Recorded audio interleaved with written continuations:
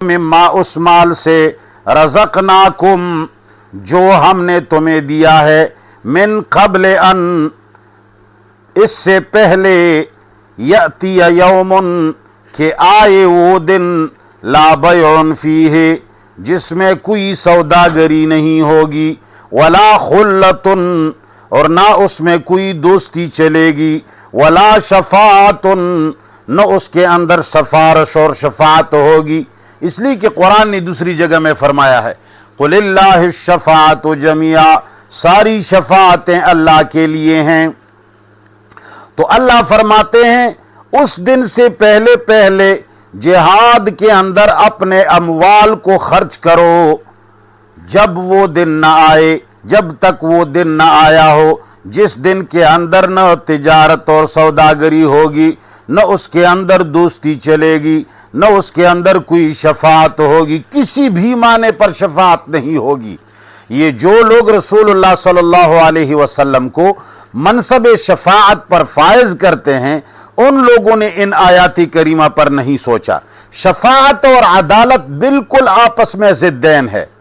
अदालत का माना यह है कि जिसने गुनाह किया है, जिसने जुर्म किया है, उनको सजा दी जाए, ये अदालत है। शफाअत कहा जाता है कि इसके बावजूद, जुर्म के बावजूद इसको छोड़ दिया जाए। अब अगर शफाअत पर अमल होगा तो अदालत नामुमकिन है, और अदालत पर अमल होगा तो शफाअत नामुमकिन है। और दुनिया के अंदर भी जिस दफ्तर के अंदर सिफारिशात चलते हों तो लोग उस दफ्तर को बुरी निगाहों से देखते हैं और बाकायदा कहते हैं कि भाई वहां सारे सिफारिश चलते हैं, यानी वहां अदल नहीं है। अदल और शफाअत दोनों नहीं चल सकते। तो अल्लाह ताला ने फरमाया उस दिन के आने से पहले माल खर्च करो जिहाद में, वल काफिरूना और जिहाद के अंदर माल लगाने से इनकार करने वाले, यहां काफिरों से मुराद अल्लाह के रास्ते में खर्च ना करने वाले हैं। वल काफिरूना अल्लाह के रास्ते में जिहाद के अंदर माल न खर्च करने वाले हो, मुज़्ज़ालिमून यही लोग जालिम हैं। अल्लाह फरमाते हैं यही जुल्म करने वाले हैं जो ऐसे दिन के अंदर माल नहीं खर्च करते जिसके अंदर मुसलमानों के और काफिरों का मुकाबला हो और अल्लाह के कानून और गैरुल्लाह के कानून का मुकाबला हो। भाई शफाअत क्यों नहीं होगी? अब उसके बारे में अल्लाह ताला मजीद दलाइल लाते हैं। अल्लाह फरमाते हैं उस दिन न दोस्ती चलेगी, न सौदागरी होगी, और ना ही कोई सिफारिश और शफाअत होगी। सिफारिश बमाने शफाअत भी नहीं होगी, सिफारिश बमाने दीगर मानियों के भी नहीं होगी, इसलिए कि शफाअत और सिफारिश की ज़रूरत उन लोगों को पड़ती है जो गैबदान ना हो। मिसाल के तौर पर किसी के ऊपर दावा हुआ है कि इसने ये जुर्म किया है। अब जज ये सोच रहा है कि सारे कागजात के अंदर जुर्म लिखा हुआ है, मगर हकीकत यह है कि उसने जुर्म नहीं किया। अब एक सिफारिशी आए और कहे कि जी इस पर ये झूठ का जो जुर्म का इल्जाम लगाया गया है ये झूठा है, लिहाजा जज को चौंका दे। तो अल्लाह ताला तो ऐसा है नहीं जिसको किसी चीज का पता ना हो और कोई उसको हकीकत बता रहा हो, और या अदल से उसको कहे कि नहीं जी आप यहां अदालत छोड़ दें और सिफारिश से काम ले लें। तो अल्लाह फरमाते हैं कि नहीं, अल्लाह गैबदान है, उनको सब कुछ का इल्म है।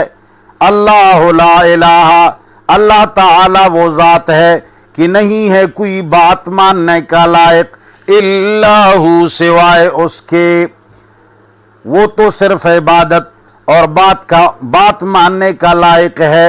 अल हई, वो हमेशा जिंदा है, उस पर मौत नहीं आती। अल कय्यूम, वो निजाम चलाने वाला कायम जात है और उस पर कोई ऊंग और उसको कोई नींद भी नहीं आती कि अगर किसी वक्त कोई काम हुआ हो और उस मुजरिम के किसी बात का उसको पता ना हो। अल्लाह फरमाते हैं ला तअखुज़ुहु सिनतुन, اللہ تعالی پر اللہ کو نہیں آتی اونگ، ولا نوم، نہ نیند، اس کو نہ اونگ آتی ہے سستی، اور نہ ہی اس پر نیند طاری ہو جاتی ہے۔ لہو ما فی السماوات، اسی کے اختیار میں ہے جو کچھ کے آسمانوں میں ہے، وما، اور جو کچھ فی الارض کے زمین کے اندر ہے، سب کچھ اس کے اختیار میں ہے۔ من ذا الذی، کون ہے وہ، یشفع عندہ، جو سفارش کرے اللہ کے سامنے، الا باذنہ، مگر اس کے قانون کے مطابق۔ میں نے پہلے بھی بتایا ہے، اذن جہاں بھی قرآن کے اندر آتا ہے تقریباً اس کا معنی ہوتا ہے قانون الہی، یعنی کوئی سفارش نہیں کر سکتا اللہ کے سامنے مگر اس کے قانون کے مطابق۔ اور قانون کیا ہے؟ قانون یہ ہے کہ جب سفارش ہوگی تو عدل نہیں ہوگا، جب عادل ہوگا تو سفارش نہیں ہوگی۔ تو اللہ چونکہ عادل ذات ہیں لہذا وہاں سفارشیں نہیں چلیں گی۔ من ذا الذی یشفع، کون ہے وہ ذات جو سفارش کر سکے، عندہ، اس کے سامنے، الا باذنہ، مگر اس کے قانون کے مطابق۔ ہاں، اس کے قانون کے مطابق گواہی ہوگی جو انسان کو مطمئن کرنے کے لیے دلائی جائے گی۔ یعلم ما بین ایدیہم، جانتا ہے ان حالات کو جو انسانوں کے سامنے ہیں، وما، اور ان حالات کو بھی، خلفہم، جو ان کے پیچھے ہے۔ اللہ تعالیٰ کو آگے پیچھے سب معلوم ہے۔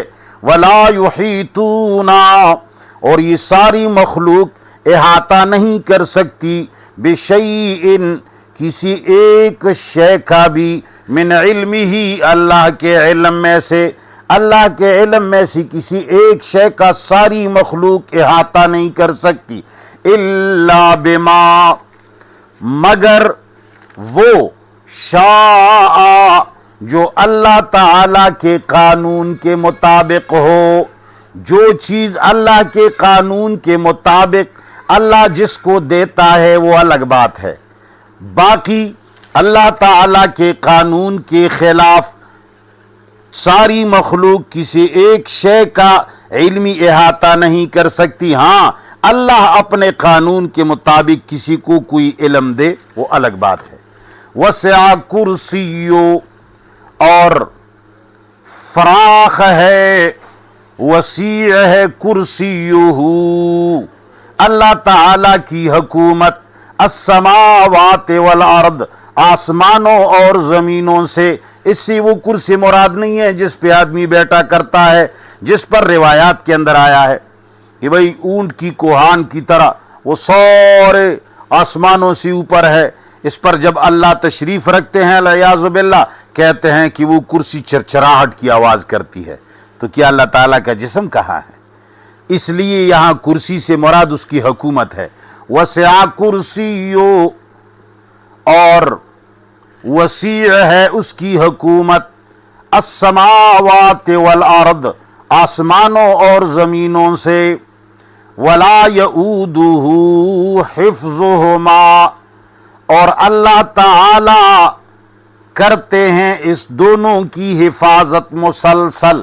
ولا یؤودہ کا معنی ہے اور اللہ تعالی کو نہیں تکھاتا، یعنی اللہ تھکتے نہیں ہیں آسمان اور زمینوں کی حفاظت سے۔ تو چونکہ اللہ تعالیٰ کے لیے تھکاوٹ ہے نہیں تو اس لیے ولا یؤودہ حفظہما، اور زمین اور آسمان کی حفاظت اللہ تعالی مسلسل کرتے ہیں، ان کو تھکان نہیں ہوتا۔ وہو العلی، اور وہ بہت اونچے ہیں، العظیم، اور بہت عظیم ہے۔ بس لفظی ترجمہ دیکھ لیجیے۔